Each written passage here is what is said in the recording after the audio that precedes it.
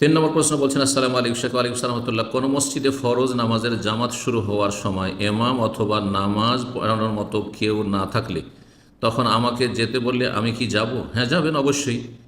কিন্তু বলছেন বিশেষ দ্রষ্টব্য, সে মসজিদে নামাজ পড়ালে নামাজ শেষ সম্মিলিত মোনাজাত করতে হবে, সেক্ষেত্রে করণীয় কি? আপনি যখনই আপনাকে লোকেরা বলছে যে নামাজটা পড়িয়ে দাও, তখন বলবেন যে আমি নামাজ পড়িয়ে দেবো, কিন্তু সালাম ফিরলে নামাজ শেষ হয়ে যায়।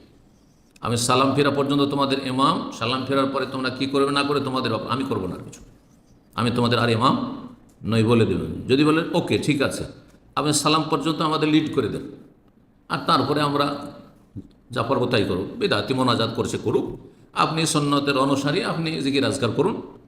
এটা যদি মেনে নেই তারা, তাহলে আপনি ইমামতি করো এই শর্তে। আর যদি বলেন না আমাদের ইমামতি করো, কিন্তু ইমামতি করলে মোনাজাত ধরতে হবে, এ বেদাতি সম্মিলিত মোনাজাত, তাহলে বলেন আমি ইমামতি করব না।